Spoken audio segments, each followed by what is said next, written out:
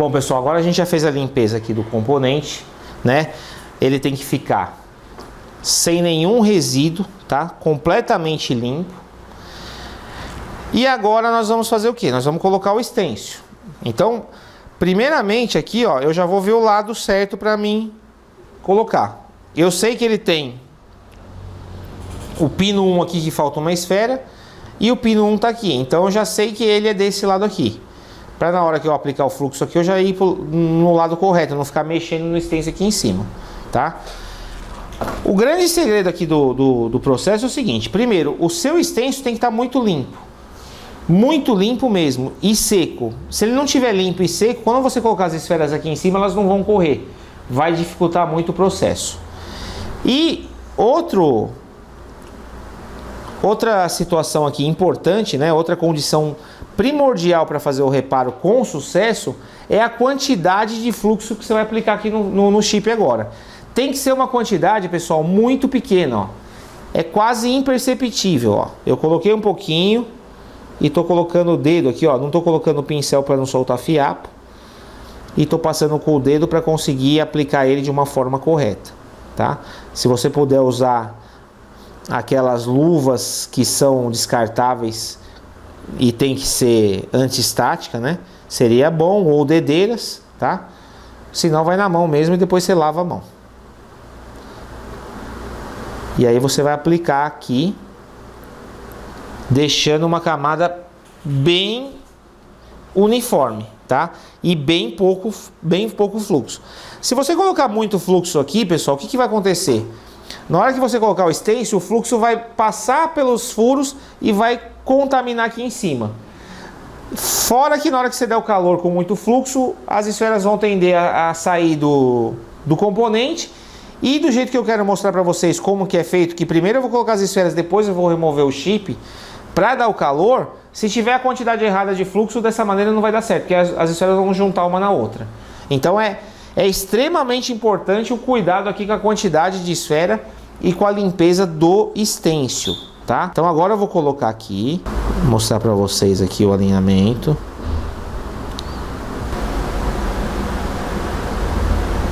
Agora eu vou pegar as esferas 0,5, que é o tamanho aqui desse stencil, tá? E vou usar a minha colherzinha que eu mostrei para vocês, que facilita bastante. Então, em vez de jogar aqui o pote com as esferas, eu vou colocar na colher e vou aplicar aqui, ó, um pouquinho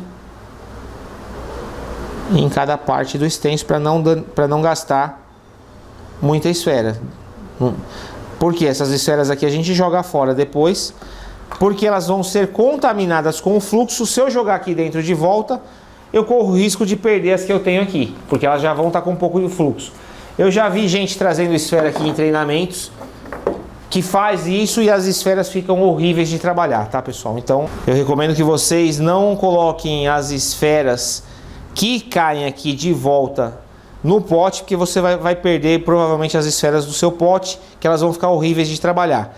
Tem várias maneiras de fazer esse processo, tá, pessoal? Eu estou mostrando essa e vou mostrar outras maneiras que eu conheço e vou falar sobre as outras que eu não for realizar aqui no procedimento, tá? Tem um processo que você coloca as esferas, ela cai numa tigela e você reaproveita. Aí tudo bem, porque você não vai ficar mexendo aqui. Aí as esferas só superficial que você vai reaproveitar. Aí não tem problema. Nesse método aqui não dá para reaproveitar esferas, tá? Então, ó, como o stencil tá limpo, ó, veja que as bolinhas, ó, as esferas, na verdade, né, elas correm sozinho, ó. Por quê? Porque não tem excesso de fluxo e não tem... o chip tá sequinho, tá limpo. É claro que não vai ser todas, né? Agora a gente vem aqui com a pinça devagar, ó, e vai colocando. Mas, se tem excesso de fluxo aqui, você não consegue fazer com essa facilidade de jeito nenhum. Você fica sofrendo para colocar as esferas nos pontos aqui, ó. Então aqui eu vou colocar nesse ponto, tá faltando algumas aqui. Aqui tá faltando mais uma, ó. E aqui nesse cantinho tá faltando algumas. Pronto, feito isso eu vou tirar o excesso, tá? Eu vou remover o excesso das esferas.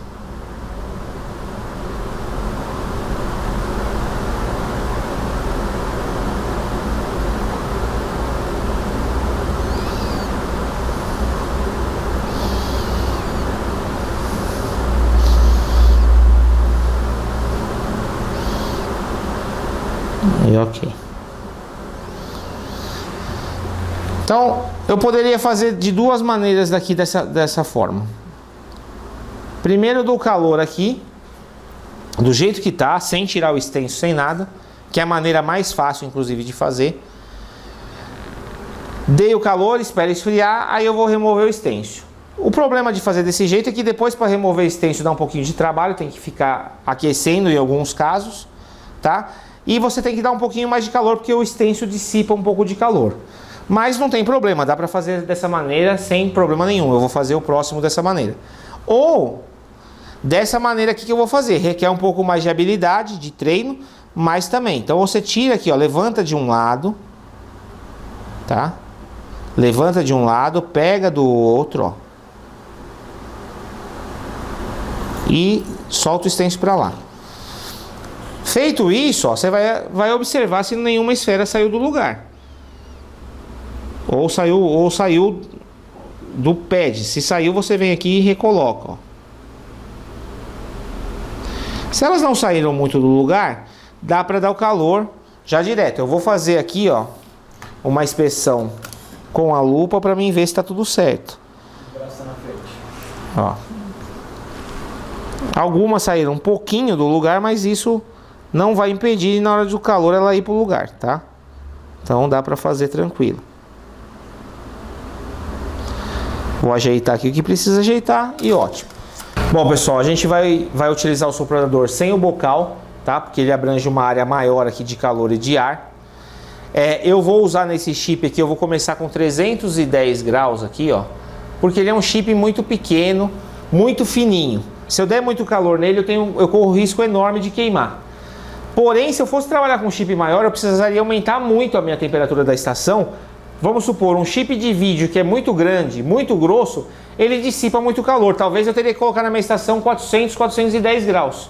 Nesse daqui, se eu colocar mais do que 315, 320, eu já começo a correr risco de queimar o chip. Como que eu vou saber se está boa essa temperatura? Eu vou colocar aqui o meu soprador, ó, e vou visualizar.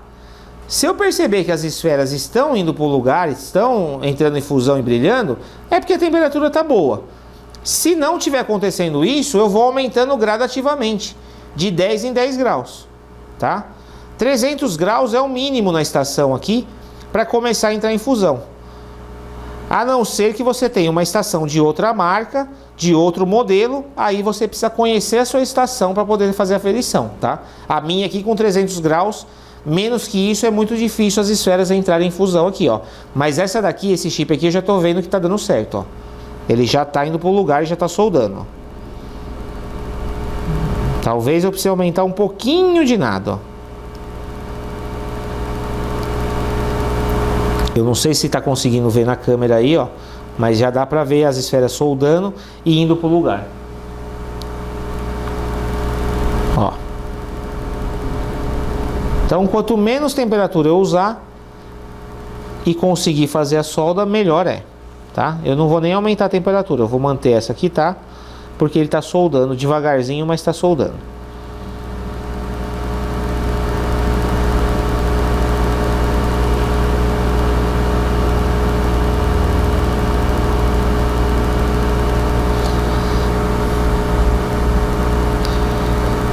Esses cantos que tem a presilha, ó, dissipa mais calor aqui. Então eu preciso ficar um pouco mais tempo, ó, nesses cantos que tem encostado no chip aqui o prendedor, tá? Porque senão depois ele vai soltar. Se soltar, você vem aqui, pega aqui, ó, com a pinça e coloca no lugar que soltou, tá? E solda de novo, não tem problema nenhum. Então aqui ok, já deu certo. Já vi que a solda pegou bem, ó. Vou mostrar para vocês.